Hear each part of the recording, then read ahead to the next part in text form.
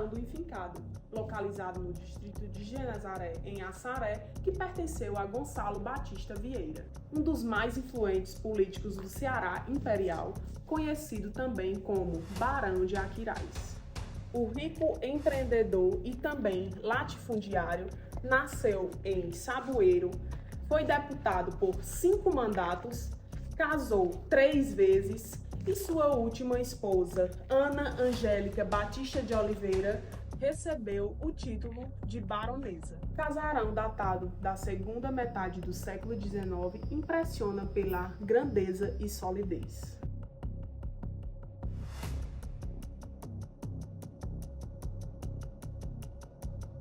Precisando urgentemente de uma intervenção para que não venha a ruínas.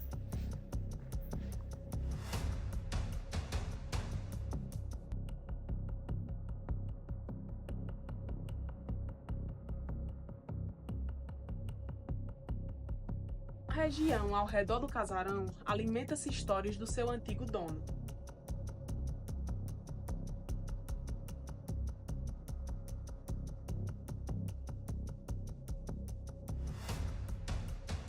Histórias de escravos, assombrações e casos a respeito da crueldade do velho barão.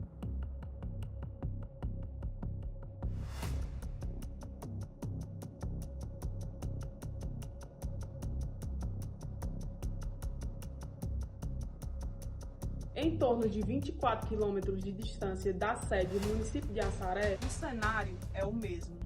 O que muda são os tempos.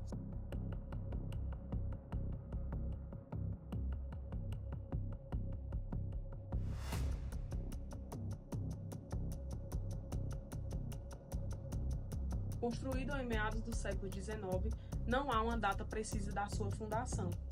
Foi erguida por escravos da propriedade que moldavam telhas nas suas próprias pernas. O casarão é robusto, conta com 72 portas, paredes largas e estruturas feitas em cedro.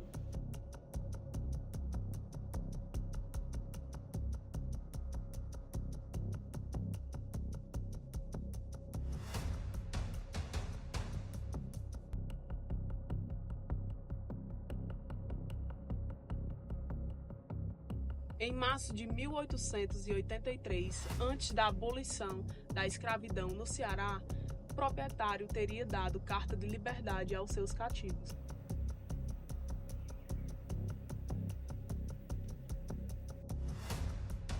Meu nome é Severino Leite Cabral, eu fiz 60 anos. Conheci a Casa Grande do Enfincado, para mim foi um prazer. Tive o prazer de conhecer em 1977, primeira vez.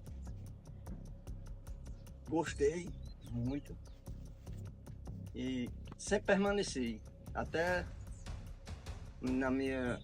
em 84, 85, eu tive morando na casa com meu avô, aonde eu tive o prazer de ter o acesso através do meu patrão, que era o finado Vicente Primo, na época, né? Eu tinha um conhecimento, trabalhava com ele, sempre andava mais ele na fazenda e ele sempre me dizia, ó, você vindo aqui, tem muito mistério nessa fazenda que ninguém descobre, porque o pessoal fala que tem botija, mas ninguém comprovou, né? Inclusive, meu pai, chama Antônio Leite Cabral, ele mora no Assaré. Um dia ele disse, meu filho, vamos arrancar uma botija maior no enfincado? Eu digo, botija, meu pai? Sim, vamos arrancar. Aí, você tem coragem? Eu digo, tenho. Pois nós vamos. Aí eu tive o prazer de ir com meu pai, Antônio Leite Cabral, né? Uma boca de noite, uma sexta-feira da Paixão, sexta-feira santa. Cheguei mais ele, até o lugar que ele sonhou com a botija. Aí ele conseguiu pastar uns matos que tinha assim, era uma encruzilhadazinha de caminho. Ele começou a escavar e descobriu uma lata de Neston, assim, ó, de Neston, cheia de moeda. As moedas não tinham mais valor, né? Uhum. Não tinha mais valor. Aí, quando ele descobriu que ele arrancou a latrinha, que ele abriu a latrinha, na época ele procurou o patrão dele, que era o Financiero Primo, aí entregou. Meu pai entregou, chegou a entregar a latinha de moeda. Aí ele disse, não, São Antônio, isso aqui não tem mais valor não. Disse, não, mas tudo bem, não tem valor, mas eu vou ficar com isso aqui pra quê? O senhor quer dono, que tome de conta. Que foi que o senhor ouviu das histórias de antiguidade, de escravos, as histórias assombradas que falam da casa? O que foi que você vivenciou ou ouviu das outras pessoas? Além de meu avô, que morava lá na casa, tinha uma senhora que chamava de Lica. Era a mãe do vaqueiro Chaga Martins, a mãe do Enoque. Inclusive, eu tenho uma tia que casou com o irmão dele, chamado Zezão, que era vaqueiro também na fazenda, né? Eu cansei de chegar na casa dela, tardezinha, ela gostava de sentar assim no batentezinho e tinha um banquinho de madeira. Chegava a fumadinha na casinha dela de trás, tinha um banquinho de madeira do lado esquerdo e ela sentava do lado direito, escorada na porta, com as perninhas estiradas. Ela tinha uns 76, 77 anos na época, né? Aí ficava contando história da casa. Inclusive ela contou uma história que o finado Revire, que era o encarregado da fazenda primeiro, antes dele chegar, e contava para ela que via muita, assim, sistema ou que eles tinham medo ou que não tinham, mas via assombração dentro da casa, né? Uhum. Ia bater, via voz falando dentro da casa, via de noite, eu estava dormindo, via barrer a casa de noite, né? O finado Revire contando para a finada ali, com os filhos são finados, né? Então, resumindo a história,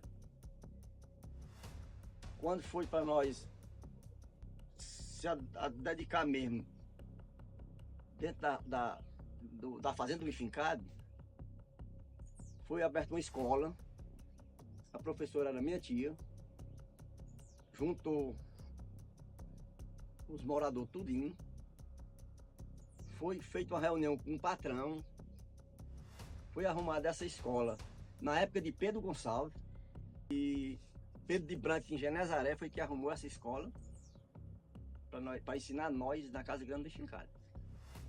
Foi a primeira escola que nós frequentamos na nossa vida. Que no caso era dentro da casa. Né? Dentro da casa. Numa sala, na chegada, no canto do lado esquerdo dela. Tá lá a sala. Já teve acesso ou já ouviu alguma coisa sobre o desafeto que o barão teve com um dos seus empregados lá, os escravos? A senhora que chamava Lica, hoje é falecida, com o finado Reville, uma vez ela contou a nós que o predeiro que construiu aquela casa, quando ele acabou de construir a casa, que pegou o dinheiro, que botou no bolso, que foi embora, a história que ela contou, Dona Lica contou.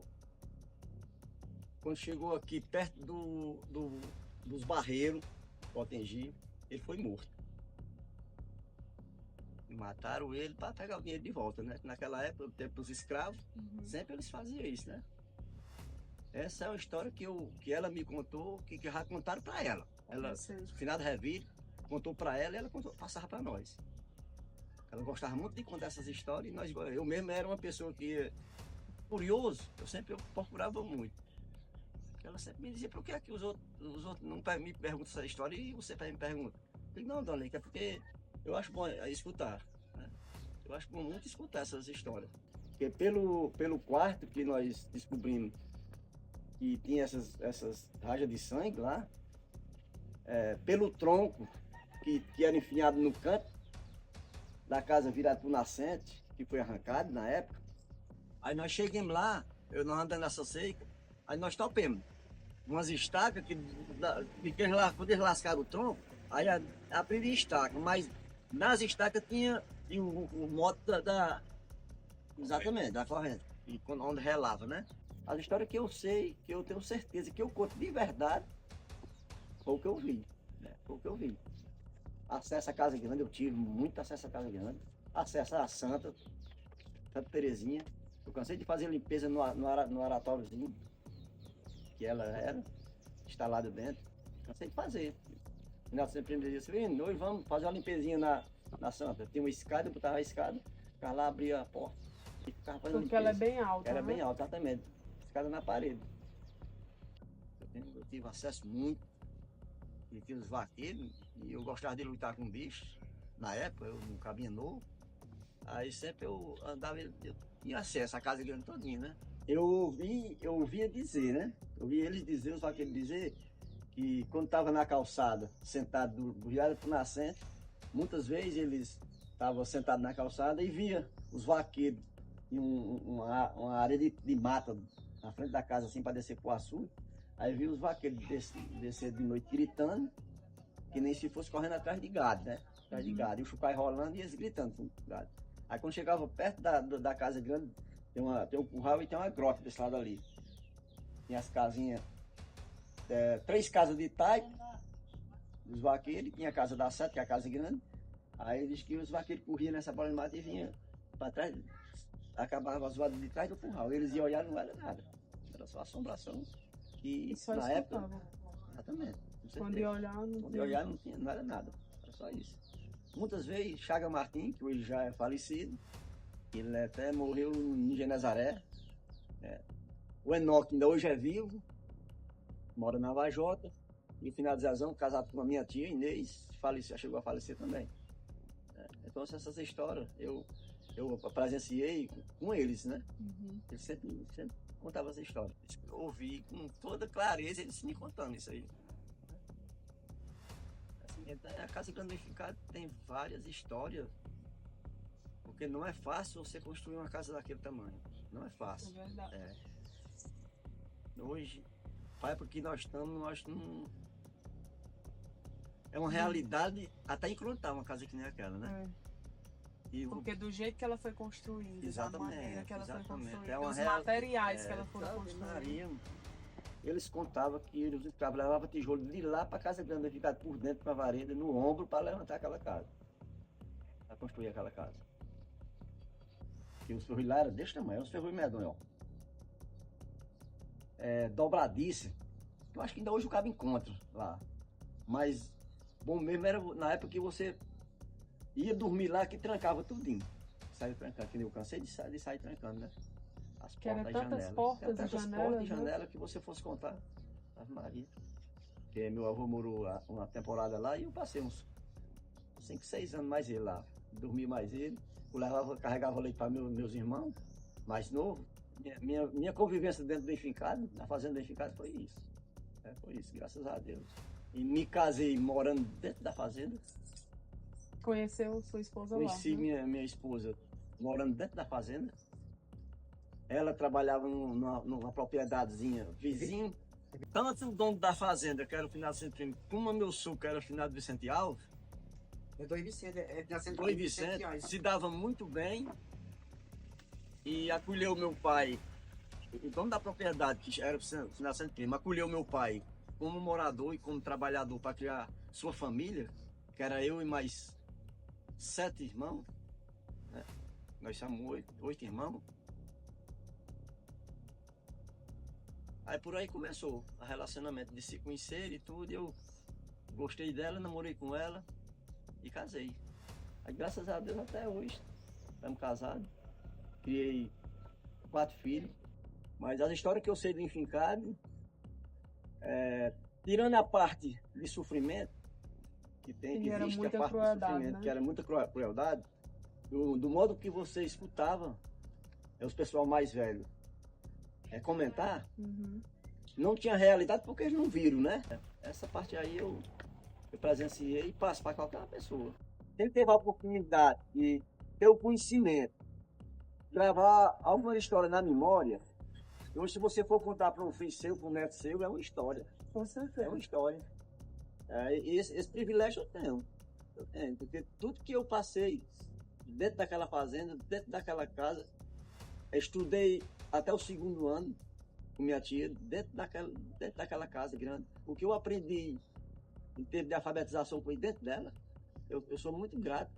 Hoje não ser analfabeto por causa Do ensinamento que do você ensinamento teve, né? que eu tive Dentro dentro da da casa.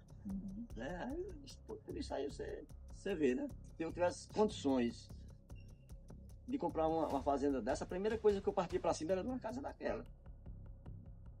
E eles, mas por que você vai fazer você diz isso? Eu digo, meu filho, é um bem precioso. Você acaba com uma casa daquela hoje, construída numa fazenda, hoje, não é fácil você construir ela, não.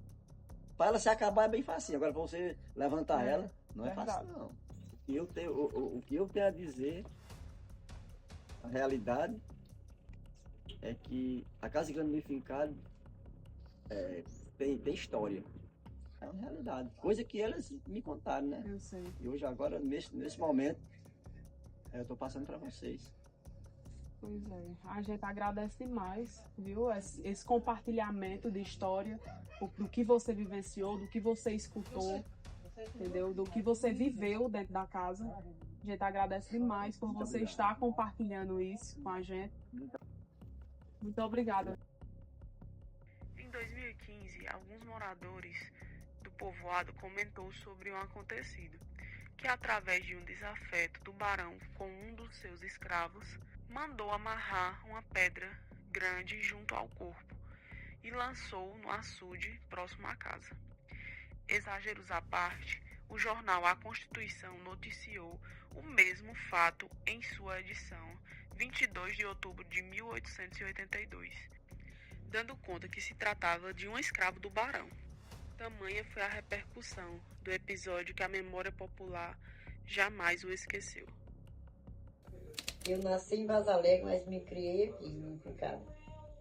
O que meu avô falava pra gente, que ali tinha sido a casa do escravidão. Era dos escravos. E de fato, não sei se vocês não deram para vocês entrar, mas tinha um tronco. Aonde o barão botava os escravos para trabalhar. Que olha que a servir o tamanho do tijolo, eles carregavam no ombro. Quando era no final do pagamento dos escravos, ele botava no tronco e mandava matar. Eu conto porque meu avô já contava para nós o começo daquela escravidão ali. Vinha os coitados, passando serviço, chegava ali, era a casa do barão. Se arranchava. O que acontecia era isso. Trabalhava, nem burro de carga, carregando tambor, latra d'água na cabeça, carregando latra de barro, outros levantando, e o que no final era matar, era bater. Teve um negro, meu avô contava, um negro que deu um assobeio, uma música de Luiz Gonzaga. Quando esse assobeio, o barão fez ele assobiar a noite todinha, que ele amanheceu no dia que não abria a boca. Mas o que ele fez? Ele mandou matar. Lá, porque não vê mais. Mas no tempo que a gente vinha andando, minhas filhas já moraram ali. Eu morando naquela casa, e o dono que comprou ela, né? Até que já caiu as casas. 2 filhas moram lá. Mas a gente via a Maica das Covas. Matava e enterrava ali mesmo. Era matava e enterrava ali. Quando eles eram mortos, eram enterrados no local. Era no local mesmo. Tem, ó, até perto da casa que nós moramos aqui, ali já chama Andorinha, tem marca de cobra. Tem marca de cobra. Eles mandavam. Meu avô sempre contava que nunca saiu um escravo com vida. Até quando foi descoberto. Né? Que depois descobriram que o negro tinha valor. Então, depois de sair, aí acabou a escravidão. Eu me lembro como hoje, meu avô, ele contava, quando era assim, do dia do domingo, ele sabe, ele juntava um bocado de neto. Ele ia contar a história que nós tínhamos vendo hoje. O pessoal falava que batia, que nem um sino. Mas morou muita gente ali Depois do que acabou essa escravidão, meu avô já contava, essa escravidão ainda não era nem nascida, né?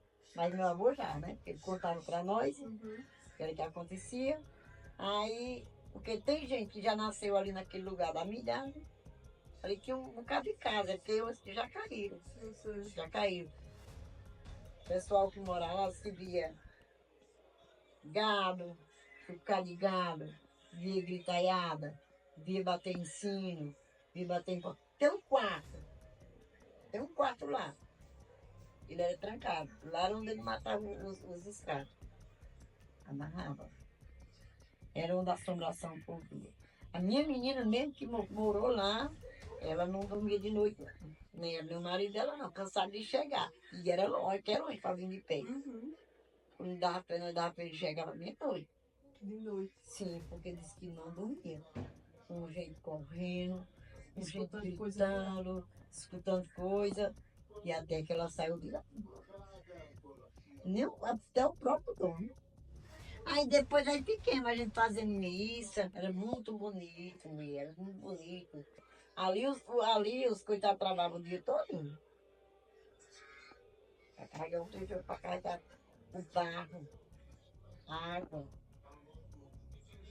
Os escravos que chegou ali não voltou comigo, não. Aí quando descobriu que os negros tinham valor, né? Tinha a marca de sangue. Ficou a marca na casa. Esses vaqueiros eram do Barão. Ou tem lá a cruz. Aí disse que esses vaqueiros pegaram uma briga, mandaram uma ponta de cigarro. Um fez o cigarro e não tinha o fogueteiro, que era o fogueteiro de chifre, fazia. Aí botava o algodão, tampava, aí batia com a pedra. E meu marido. Acender, né? Meu marido não usou, meu pai também não usou o fogueteiro. Chamava fogueteiro, chifre. Ele fazia o fogueteiro assim, tipo o chifre, cortava, deixava o fundo do chifre, colocava cheio de algodão. Aí com a pedra, ficava batendo, né? A faísca da pedra, acendia o algodão. Aí acendia um fogo, acendia um cigarro. E aí disse que lá, o outro, o que tinha o cigarro, não tinha o fogueteiro. E o outro tinha. Aí disse, deixa eu acender. Aí acendeu. Quando acendeu, fumou o cigarro dele. Aí ele foi e disse, ó, aqui vai ficar pro derradeiro e pronto. Com 5 anos eles se encontraram. Aí quando chegaram lá, eles se encontraram no mesmo campo. Amarraram as flores da camisa, meteram saco nos outros. Aí os cavalos chegaram. Aí a família foi, quando chegou, estava ali dois. Se mataram. Meu avô contava pra gente. Essa história que já vem de geração, né? Já vem de geração, né? O seu avô viveu, você ouviu e agora tá passando pra gente. Também conta-se que um casal de negros tinha um caso. O barão era apaixonado pela mulher e ficou louco quando soube e quis pôr um fim na vida deles. Depois disso, o povo conta que o barão ele passou a ser assombrado pela alma dos escravos. Ouvia correntes sendo arrastadas, as redes da casa eram sacudidas e ainda hoje tem quem diga que ouve essas correntes à noite. Meu nome é Geilson, tenho 62 anos, moro aqui na Luanda, que faz parte desse caso. E a história que eu sei da Casa Grande era que o Chaga Martins contava pra gente. Essa casa tinha 400 anos de feita, uma casa muito grande, tinha as senzalas, só que a senzala caiu, não tem mais as senzalas. O tijolo daquela casa, ele falava que foi feito em Genazaré, foi carregado pelos escravos, eles fizeram a fila, sabe? Era tanta gente, eles fizeram a fila assim, perto um do outro, um pegava o tijolo e entregava para o outro, até chegar no ponto da casa, sabe? Eles construíram essa casa, o rapaz que construiu essa casa, acho que demorou praticamente 1 ano para construir essa casa. Uma casa muito grande, alta, né? Paredes largas, as paredes né? largas, assim. Toda feita em cedro, né? Toda na madeira de cedro, ripos, calhos. O barão disse que odiava muito com os escravos, né? Então lá tem um quartozinho, assim, um pouco fechado assim, alto. Não sei se a senhora viu quando andou lá.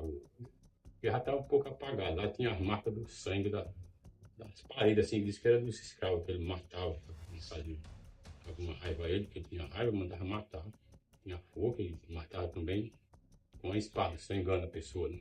Pessoas penduradas assim no armador. A gente viu umas argolas na parede, né? Você Onde viu ele lá se pendurava. quando era naquele quarto ali. Ele fazia isso, né? Assim o Chaga contava, né? Nesse tempo. Aí tinha a senzala, todo isso. Tinha a senzala que era onde ficavam os escravos. E lá na casa mesmo só era o barão e a princesa lá, a barão. A senzala era para os escravos, justamente dali já caiu. Assim. Era um pouco antes da casa grande. Eu já vi o pessoal dizer que é mal assombrado. Gente que morou lá, diz que via as coisas à noite, né? Batendo, derrubando panela, prato. Ia lá, quando chegava lá não tinha nada, o chão estava tudo direitinho. Só via isso, tudo lá. Sabe? O pessoal também dizia, não sei se a senhora falar ou se acredita, que negócio de arrancar botija, disse que andaram arrancando as botijas lá. Sabe? O Chaga mesmo me contou. Tesouro, né? Tipo arrancar aqueles tesouros, ouro, acho que era ouro que eles sempre enterravam, né? Tudo enterradinho de papel, né? Aí o Chaga mesmo disse que uma vez estava morando, que ele morava, não tem uma casinha atrás, assim, pertinho, de trás, ele morava naquela casa lá vizinha. Ele disse que viu um converseiro à noite pra lá, mas ele não foi lá. Né? Aí quando foi no outro dia, ele foi lá olhar e estava um buraco, que o cara cavou. Parece que tinha arrancado alguma coisa lá, assim. Mas ele não sabe quem foi, só sabe que ele arrancava. Até mesmo o Hélio, que é o dono da terra hoje, ele conta quando ele estava fazendo aquele curral, que tem lá, um curral de arame, tem lá. Eu sei. Ele disse que estava lá perto da casa de trás e olhou para cá e viu uma pessoa em pé ali em cima daquela calçada, né? Achando que era o pessoal que estava trabalhando no curral. Aí devido a ele ser muita gente, rapaz, os cabos estão evadiando, para fazer o curral, estão evadiando. E no caso não era assim. Era uma pessoa que estava lá, não era gente deste mundo. Sabe? Eu sei. Conta que viu. Mas realmente, quando a gente estava dentro da casa, a gente sente uma energia E estranha. a pessoa, não sei se é porque a gente Escuta muito, né? Cuida, aí a gente mais sente assim uma reaçãozinha. Mas também é uma casa muito antiga, né? De muito sofrimento também, que eu acho que não é muita... A gente sabe que os escravos sofreram muito lá dentro, né? E dentro dessas matas, a gente andando aí, que eu já andei muito nessas matas aí trabalhando, a gente achava tipo uma cova assim no chão, parece que o barão não dava matar, e enterrava lá no mato mesmo, né? Enterrava lá mesmo. Hoje, né, porque já está com muitos tempos, o gado foi andando e foi espalhando a terra, vai espalhando, foi espalhando, aí acabou, mas tinha essas, a gente via assim, tipo uma cova. Eu sei. Mas isso que era o barão. E o rapaz que fez a casa, sabe, me contaram também que ele mandou matar, sabe? Terminou a casa, ele fez o pagamento.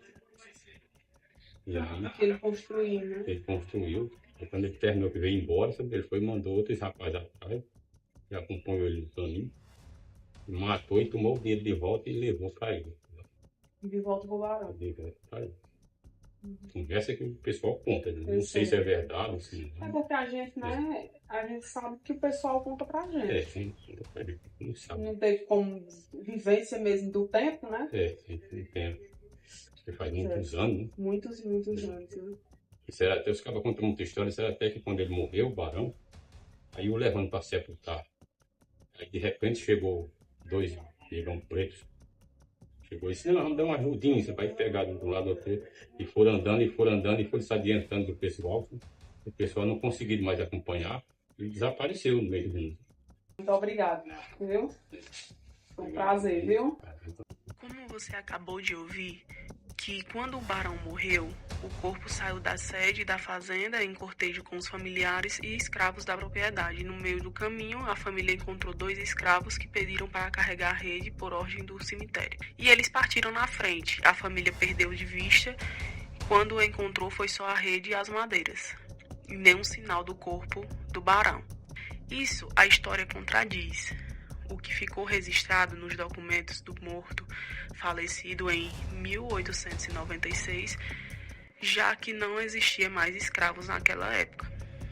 e o Barão de Aquiraz faleceu em sua propriedade na capital, precisamente onde hoje se encontra o Cine São Luís, e foi sepultado no cemitério de São João Batista. Com esses vídeos, depoimentos e imagens, concluímos aqui um pouco da história sobre o Casarão do Enfincado.